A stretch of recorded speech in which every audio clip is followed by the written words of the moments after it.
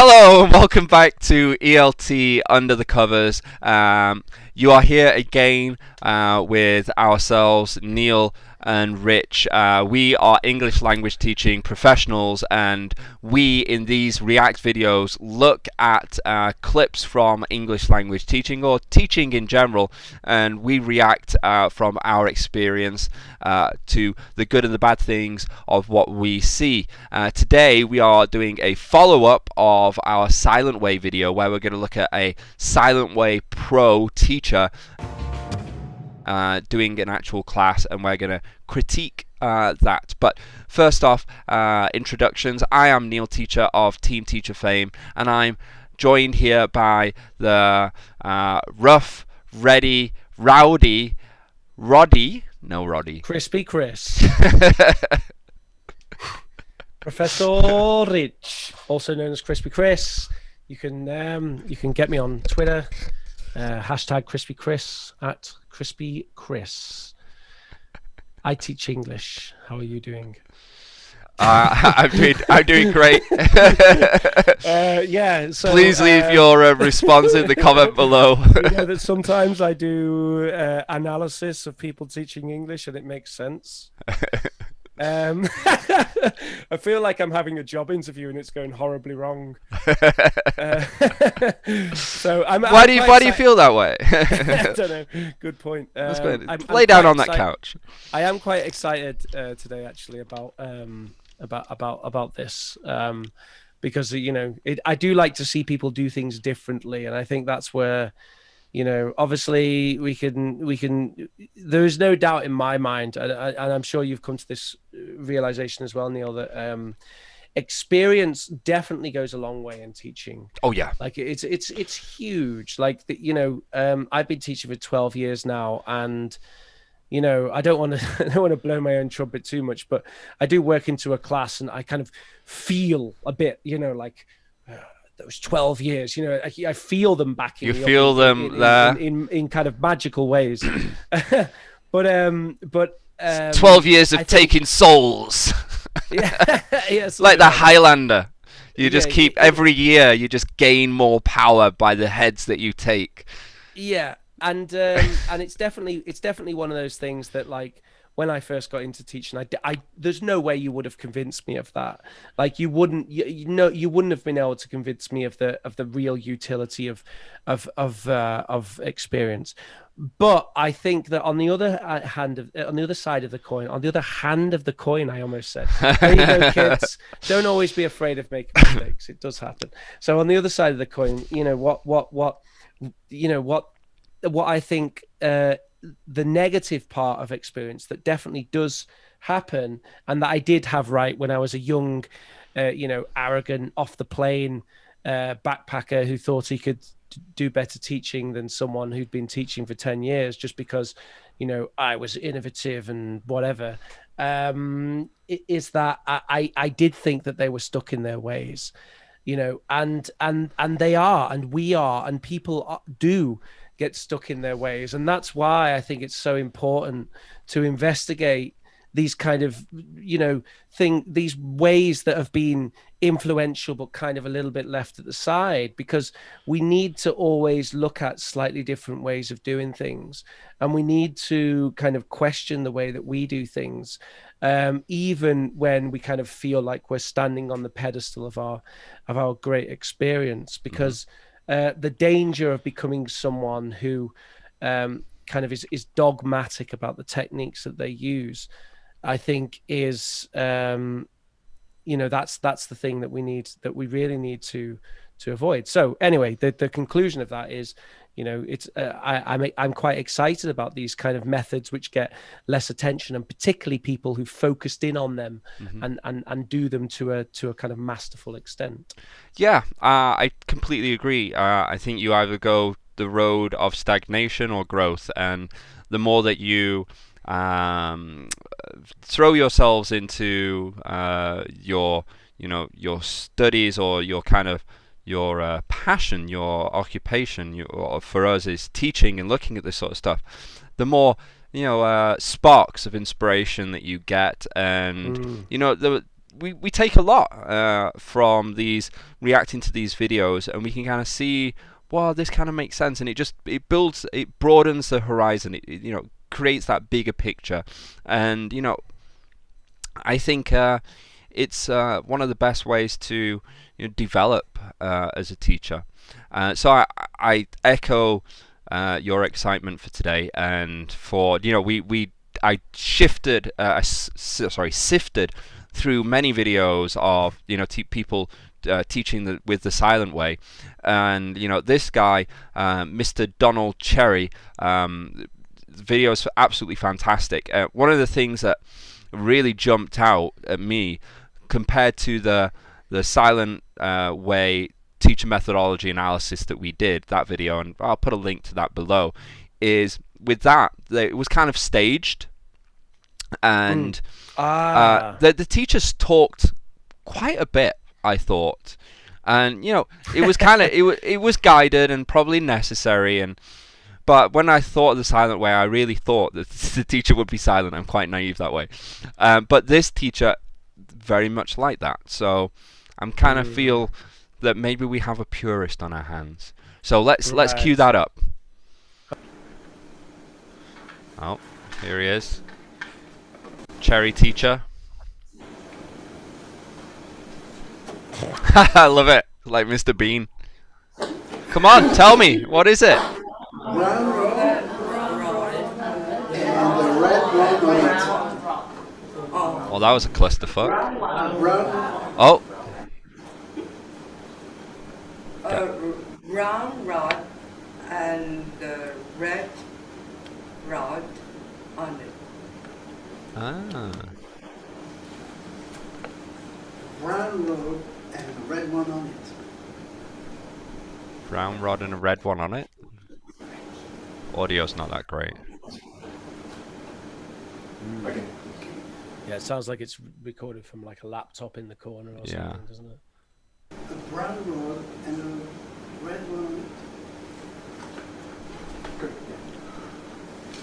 Oh, so it's prepositions or something.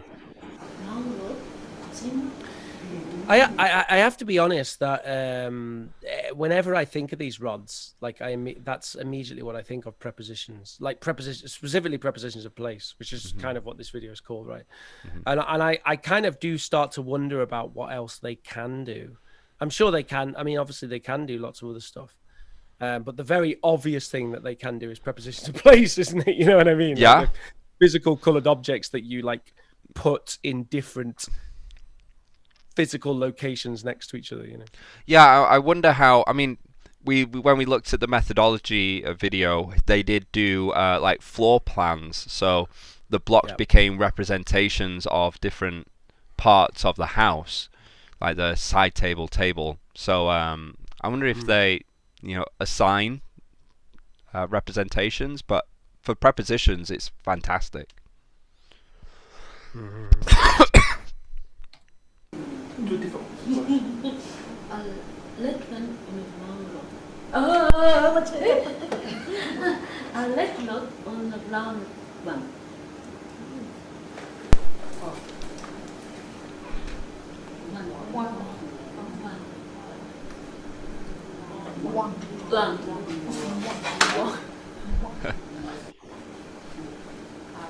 A red rod on the brown one.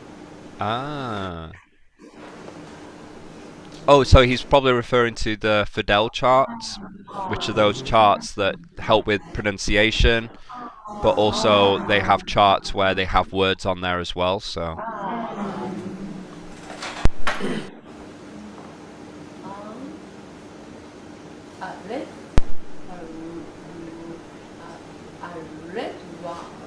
Red rod.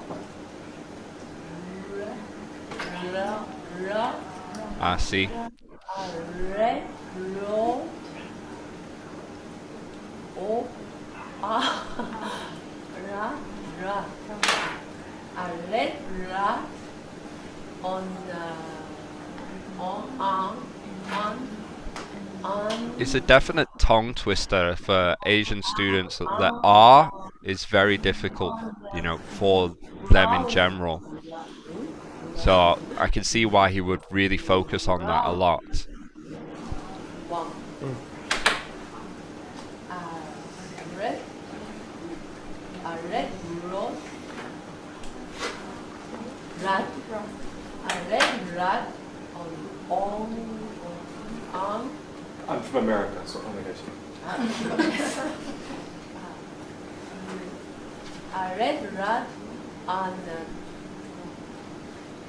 round one. Yeah. Okay. So there's a few things that I found outstanding about this. Actually, very very interesting. The use of the charts. So what I'm understanding from the chart now, particularly because it seems like they kind of appear in the bottom right there, and there's two different ones. There's the one on the right, which kind of has the words on it, and then the one on the left, which is just color blocks. And from what I can understand now, is the one on the left is kind of really a substitution for the phonemic chart, because the phonemic chart is a set of symbols that refer to sounds, and what they have with the one on the left there is, I could jump back to it, or you can edit it in or whatever. But anyway, the one where it's just colored blocks is that those colored blocks and the physical location of them and the colors indicate sounds, which is the same idea as the phonemic chart. It's just that rather than symbols, it's blocks and colors in different positions. And it's being used very effectively there. Now, obviously, the very interesting thing for us as British speakers is that initially when I heard that, I was like, well, he's correcting something that's right. He was correct. They were saying rod, and he was correcting it to say rad.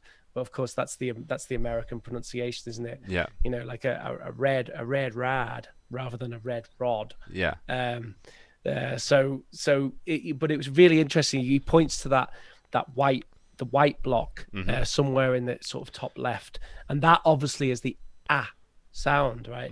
The not sorry, it'd be like air, right? Air, rad.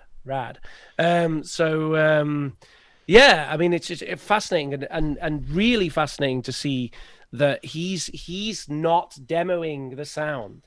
At some point, he must have, whether he got them to do it, elicited it, and then showed them where it was and what color matched to it, or whether he said it himself. We do know that he does actually speak, because he said, you know, I'm American, and I assume that was a reference to the difference between the and the air. Yeah. Right.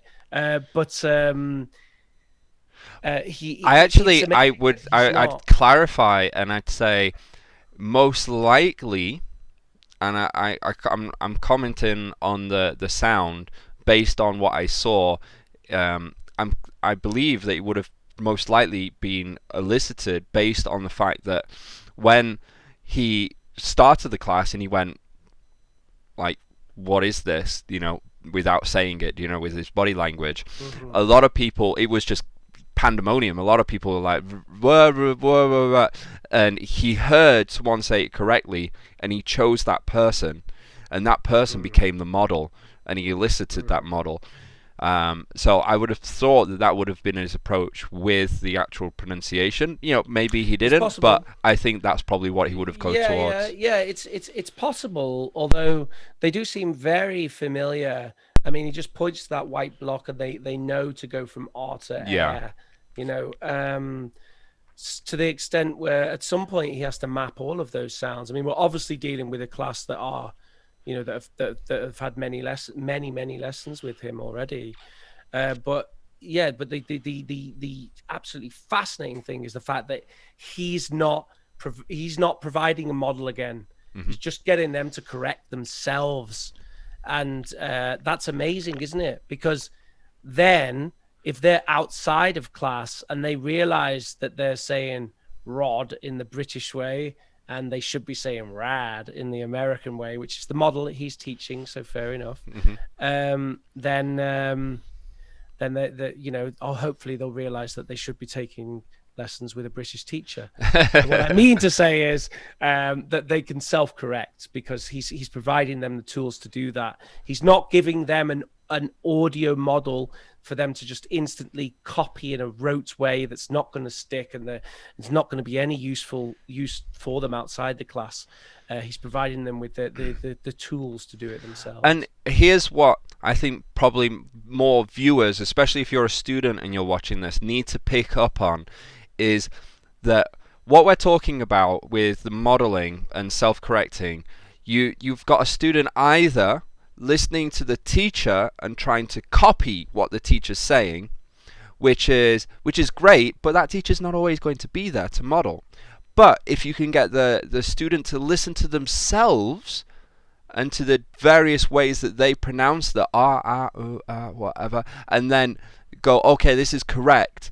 All they have to do is kind of start listening to themselves. So you're kind of giving them more of a skill. It's a better way of doing it because it's not externally validated, it's internally validated. And once you kind of can hear that sound and replicate it, you just have to kind of be cognizant of if you do it incorrectly, and then you just kind of have to try and recall back. I mean, it's going to take time, but you don't have to keep searching out a model.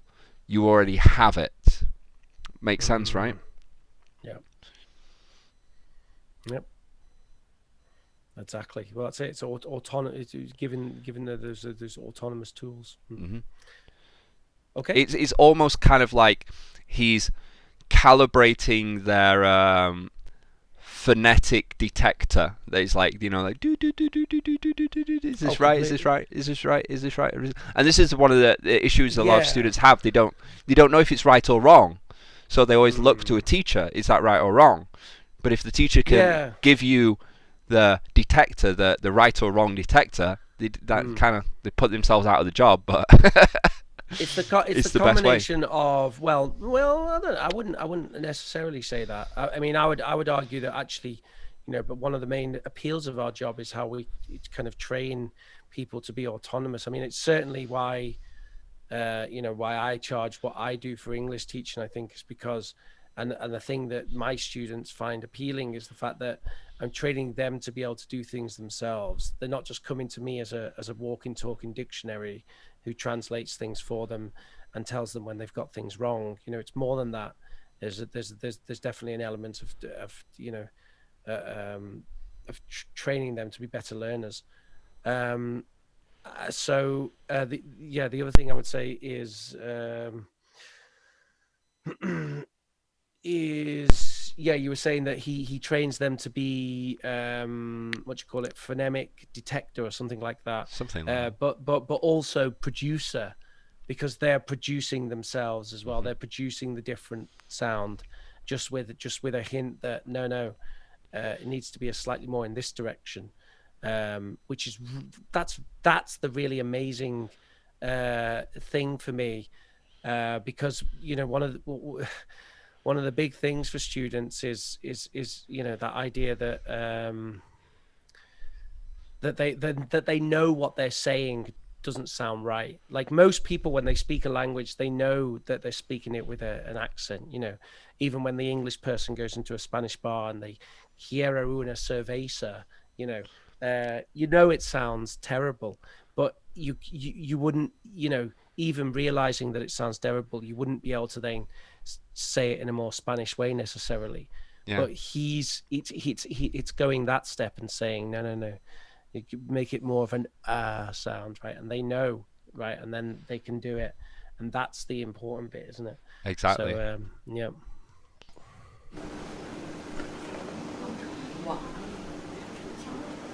A red rod or a brown one.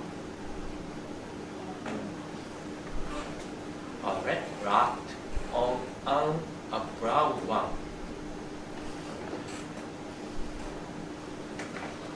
A red rod on a brown one.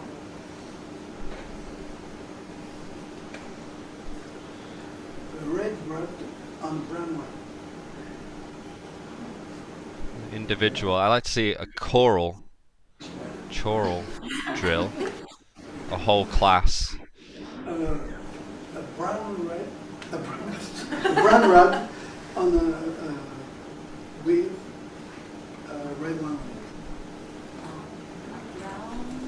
A brown rod with a red one on it. They're so engaged as well. A brown rod with red one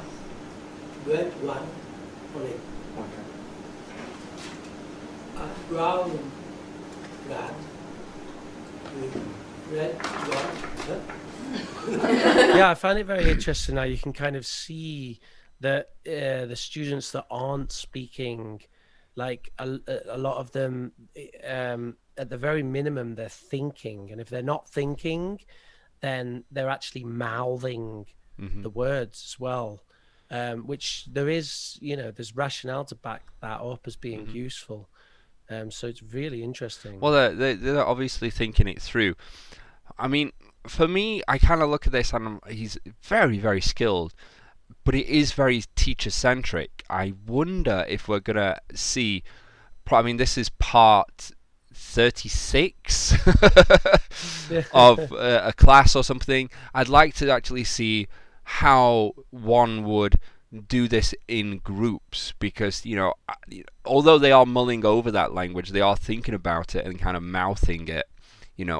I feel like there's opportunities for them to be given rods and to kind of practice with each other, doing different things. I understand why they would have to have this first part to be able to kind of like have the sounds that we've just talked about ready and kind of learnt, or at least practiced a little bit, but then kind of putting them into groups. I'd like to see that. Yeah, that's true. It's funny because this kind of criticism actually is something that seems to come up in a lot of the lessons that we watch, isn't it? That we talk about that, and to be honest, that is the thing that communicative language teaching does really well, isn't it? And that's probably why we keep coming back to that. Like, communicative language teaching very much embraces that ideology of you start off with teacher to class, and then it's like, teacher to students, and then it's like student to student, and then it's it kind of becomes it goes down from the teacher until it becomes like a classroom of students interacting with students, and that is really what CLT does well. And we look at a lot of these other lessons, and we always kind of think like, how can they be getting more towards that that kind of student to student based practice. Well, I mean, like we talked about him giving them skills to be autonomous learners. So it makes sense that the next step of that would be kind of them getting autonomy to teach each other, where his acts in more of a guiding capacity, walking around the class. But, it is what it is. I don't know how much of the silent way they have group work. I did watch a couple of other videos, and if you are interested, we will react to them where they actually have people put into groups where they use the rods and they do it in that way. Leave a comment below, because we won't react unless you leave us a comment, and we can kind of look at how these persons they did that. But basically at the moment, if you make a comment asking for us to react to something, then we 100% do it. which is you've got to get in there quick, because I tell you what, we're coming for PewDiePie next week. Once we reach 110 million subscribers, you're not going to be able to get in there with that anymore, unless you give us a $1,000 super chat like Guagura. Yeah, something like that. Gets on a daily basis. Okay. I guess the other thing was we always come to that quandary where we're looking at these videos and we think, is this just the 9 minutes of the initial presentation that were filmed, and afterwards maybe they did it, but there's no real point in speculating. We can only talk about what we see, can't we? Yeah, exactly. So like before you leave any comments and be like, oh well, in the next video he did a load of group work. We're just watching this video and we're reacting to what we're seeing. Through his channel, I don't remember really seeing any group pairing. It was mostly coming through him. But if they're wanting the silent way and they want to be taught by this teacher, it might kind of be what they're expecting and what they're wanting to pay for. You know, they get put in the groups. They're like, no, this is not what I paid for. But hey ho, it is what it is. Yeah. Yeah, and final thought about that. Like I say, there is some rationale there based on the fact that they are going through it themselves in their head. They are making mouth movements, so there is some rationale to suggest that this is not just him interacting with one student getting all the benefit. There's definitely some benefit being transmitted to even the people who currently are not actually speaking. Yeah. Well, I mean, it's to kind of add to that as well. It kind of gives the student that's not speaking a break to kind of process what's going on and what they were saying. Because I don't know about you, but I find that my students tire a lot faster in private one-to-one classes because there's constantly thinking, producing, receiving. It's pretty, mentally tiring. Yeah, there's no doubt about that. Actually, I think probably one of the biggest challenges of private classes is that you feel a compulsion to be communicating constantly when you're in a one-to-one environment with another person. It's the Pulp Fiction anecdote about the awkward silence, isn't it? Yeah. It's like if you're just one-to-one and you're not constantly communicating, there is something awkward about it. And I've been doing one-to-one classes exclusively for the last year online now. Every day I do lots. I've been basically inundated with private classes, and I very much still struggle with that. I do get people. I do other things within one-to-one classes. Sometimes there'll be a reading, sometimes there'll be some preparation phase where the student can make some notes and things like that. But even with that, you still feel that awkwardness of there's just this kind of silence, and you're sort of twiddling your thumbs and wondering about what to do. It's something I need to have a think about, actually, because I feel like there must be a strategic way of dealing with that better. Well, we are watching a video about the silent way, where a couple is obviously very comfortable with being silent. So maybe we can garner more from that as well.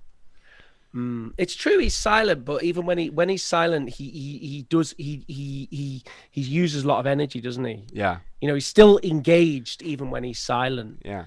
And I would argue for in the case of the one-to-one class example I was just talking about, I would argue for an actual disengagement. I think there should be moments of a one-to-one class where there is disengagement between the teacher and the student, and making that happen in a way that that is less awkward, I think, would be valuable, because there is value to students, preparing notes or skim reading an article or doing something. And while they're doing that, the teacher on the other end of their camera not being like, just having a look around my room. Okay, 1 minute, 30 seconds. You know what I mean? So definitely something to be said there. Something for mindful meditation. Get some meditation. Yeah. Yep.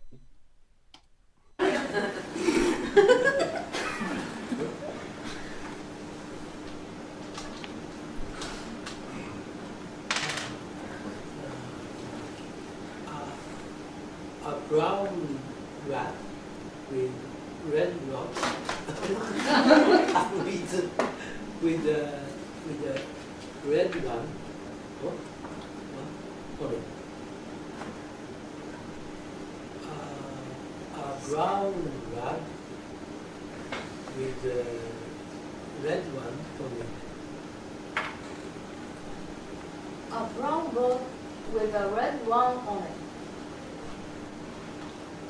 A red rat is under. Brown. A red one is under a brown. Oh, look at this star student. Oh.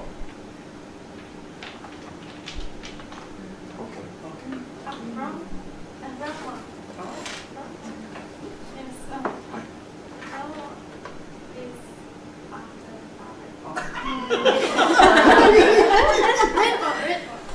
He's just switched them, I think. A red one is under the brown. Before the brown one was under the red one. Red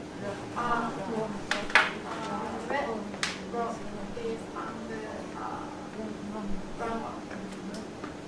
A brown rod is on the red one. A red rod is a red rod with a brown one on it. A red rod with a brown one on it.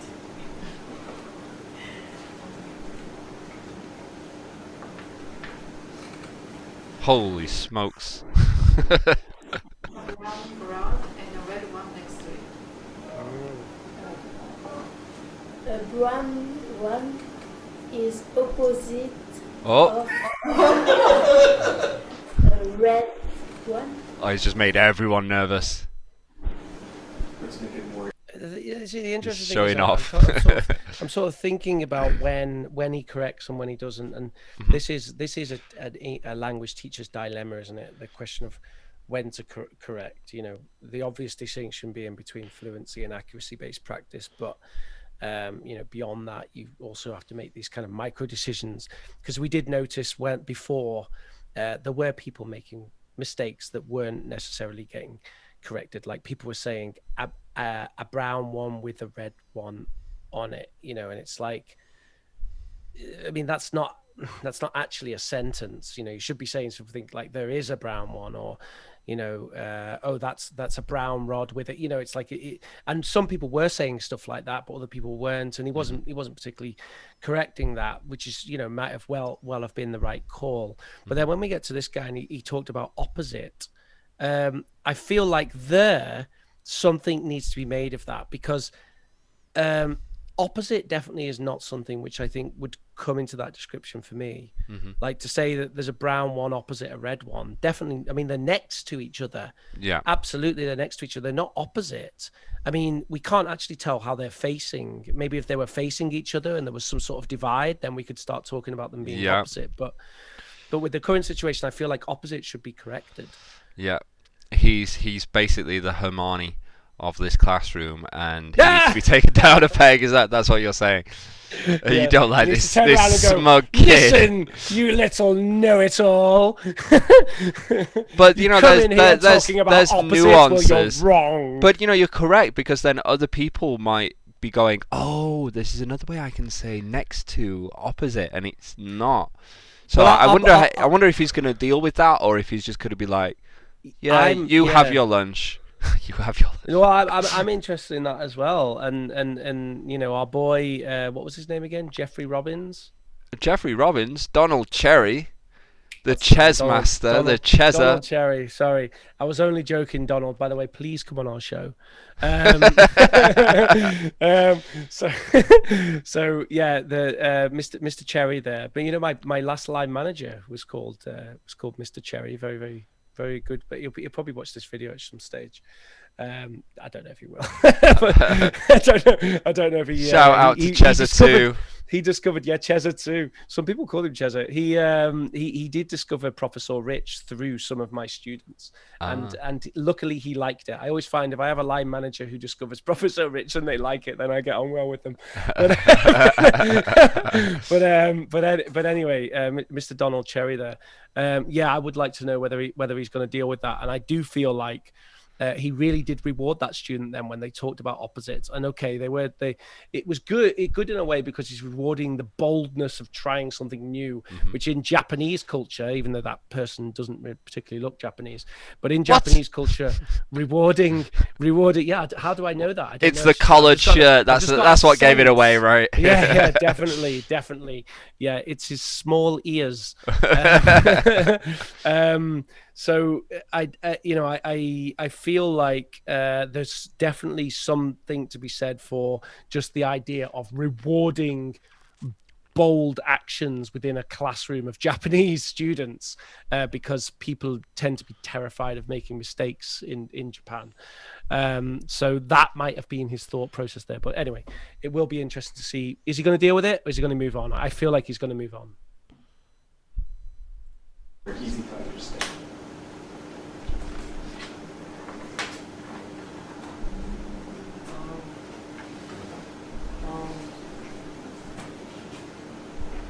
Kawan hay ka. Do use a bit of Japanese then, I think.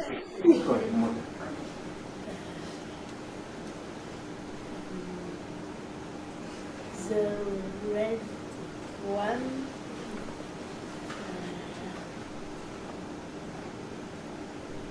Same one. The red one is opposite of a brown one. This is interesting, isn't it? Because he's actually made it so that it matches what that French, I think, student said before. So that's quite interesting, isn't it? That, How did he change from Japanese? Yeah, how do I know he's French? Yeah, it's definitely his haircut and nothing to do with his accent. So he's leaning into it. He's demonstrating.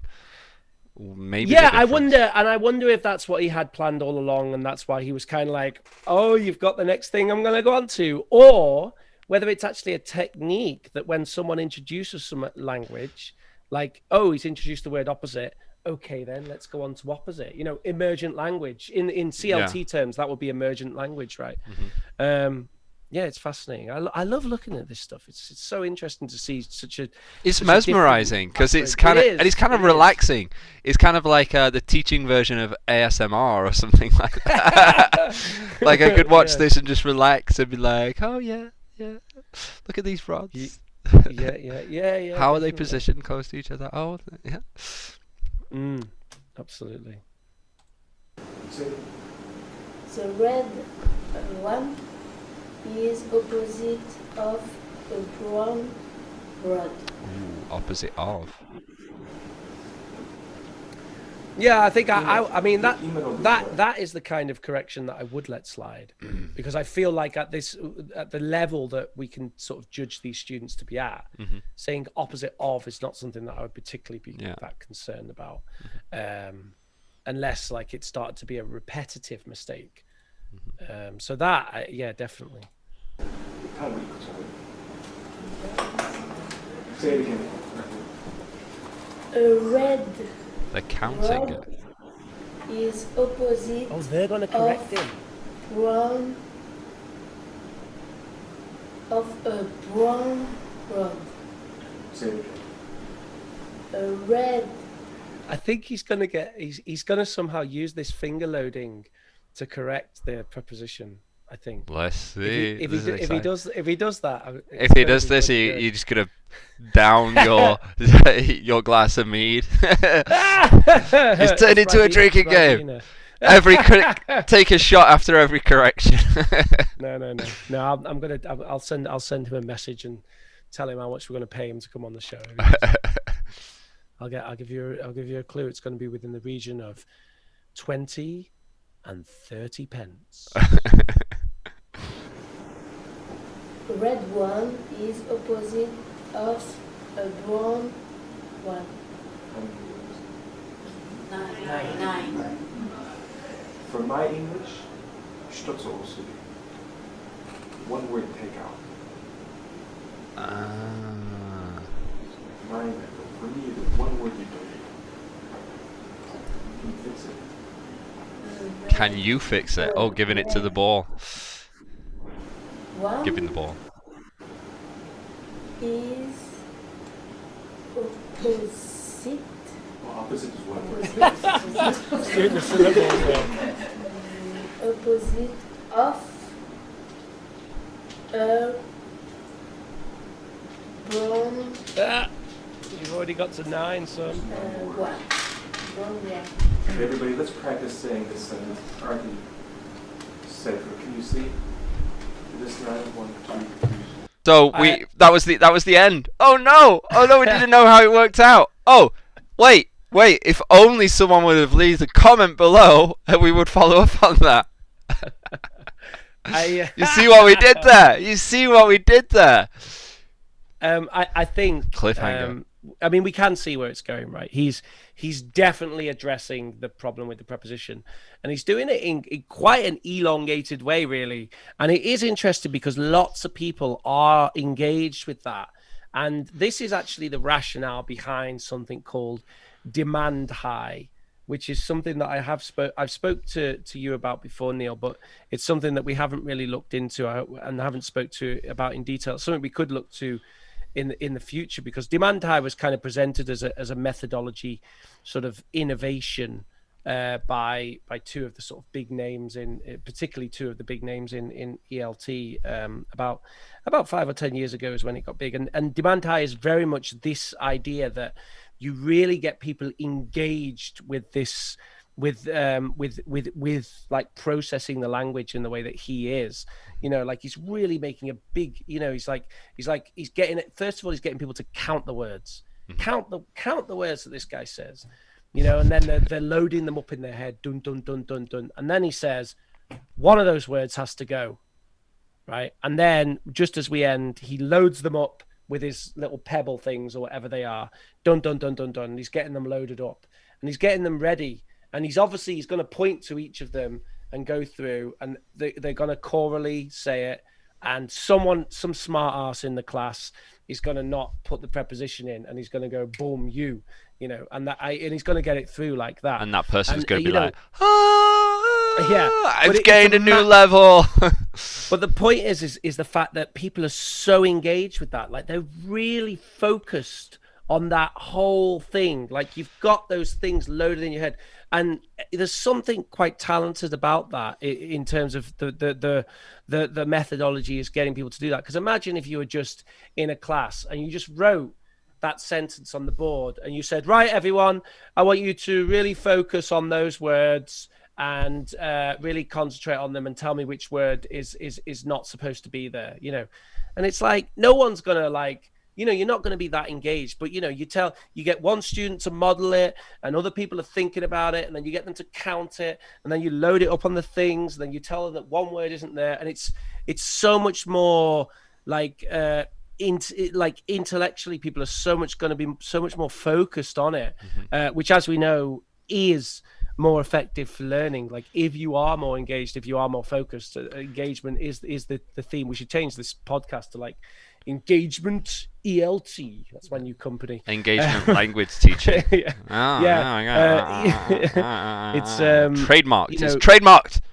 If you can get people engaged with things, then they really will learn on it. And it might seem like such a minor point, it's just about that little preposition of.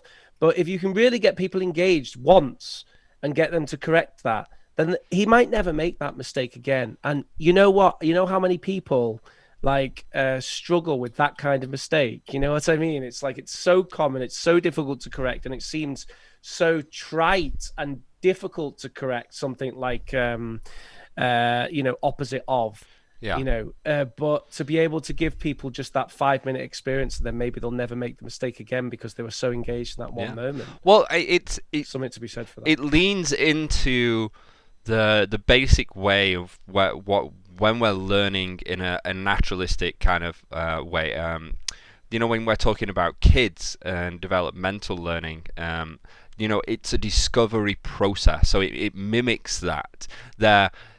Instead of like a kid that's picking up a shape and then going, oh, this shape fits in this shape, this hole, and then this shape, but it didn't fit in that hole, and then they start trying to different ways out until they kind of discover which is the correct hole that it goes in.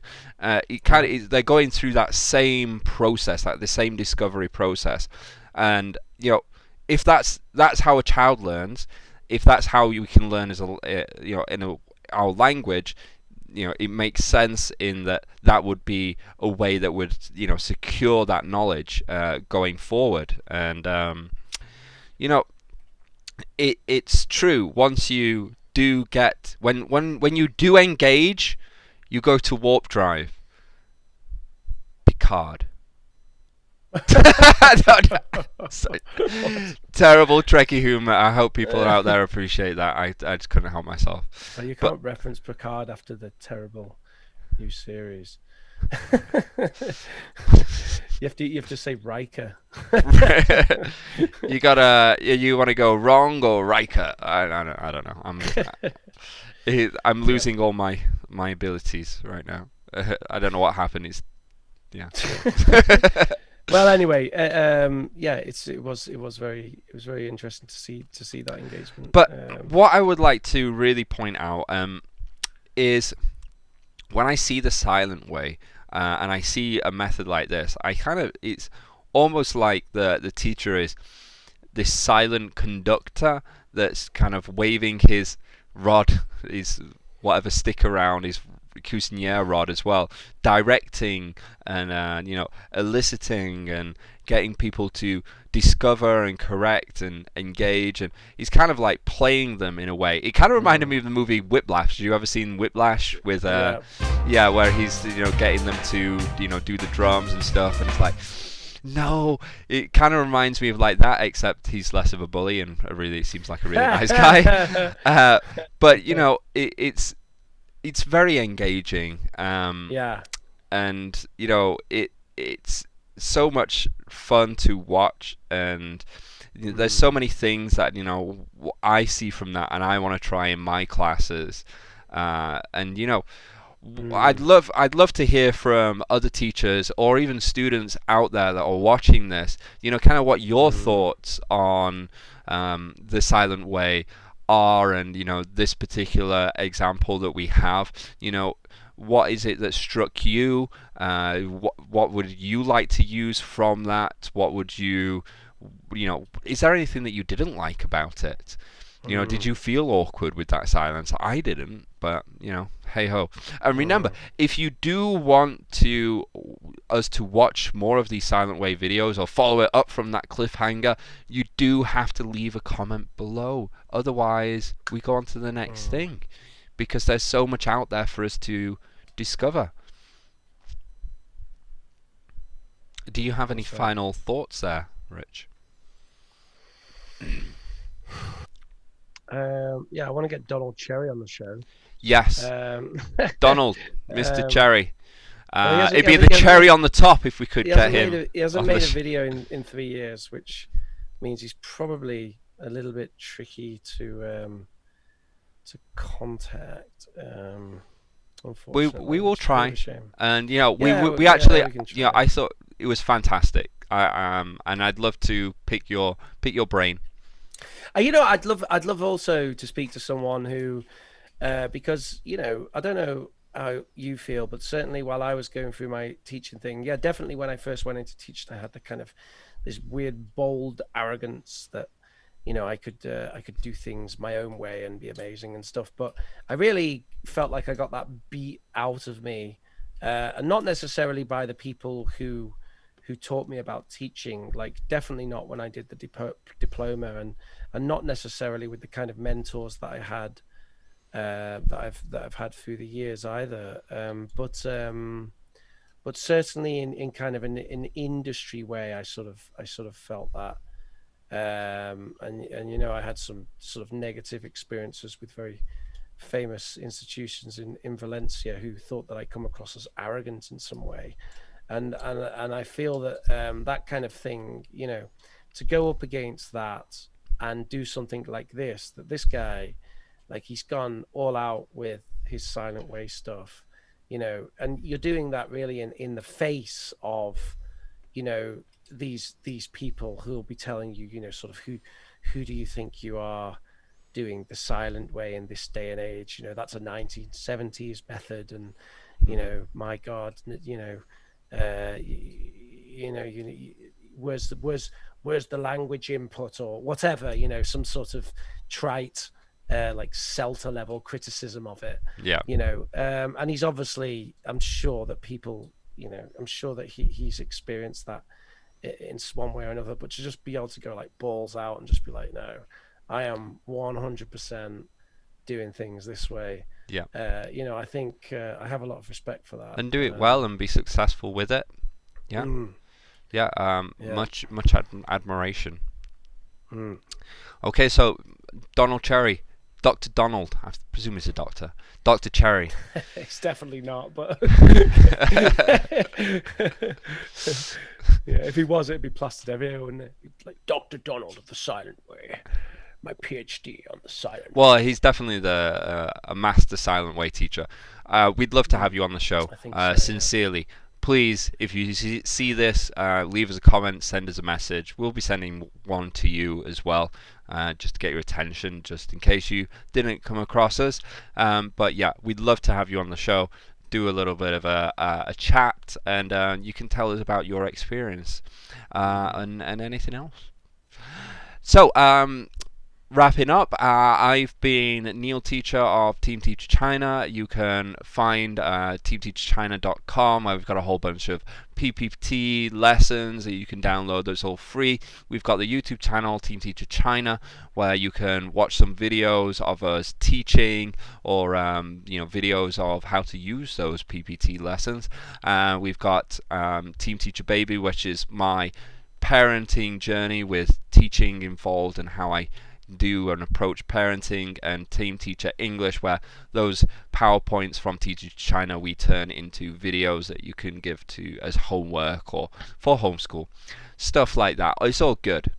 And Professor Rich, youtube.com/Professor Rich, Prof Rich Gaming, www.britishplease.com, and should you wish to hire me, I do children's parties,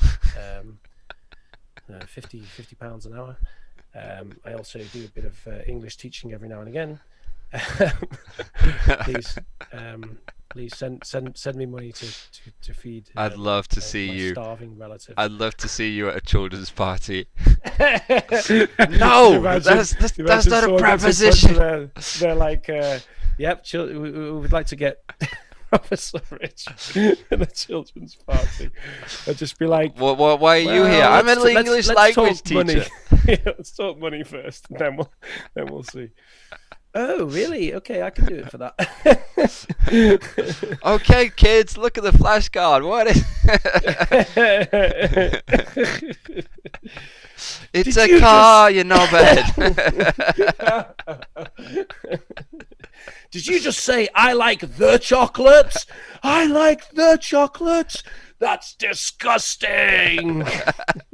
You should be ashamed of yourself. She's 7 years old. Shut up. She doesn't even want to learn English. Shut up. It's not chocolate, it's chocolate. This is going to be a good sketch. It's going to be a good sketch. We'll do that. Comfortable. I tell you what, you're not going to be comfortable ever again in your life, son. So, remember, if you wanted to see more of The Silent Way, more of us, more of Donald Cherry, or even just more of Professor Rich berating small children, please leave a comment below, like, subscribe, and share. Yeah. Bye-bye. 1, 2, 3, 4.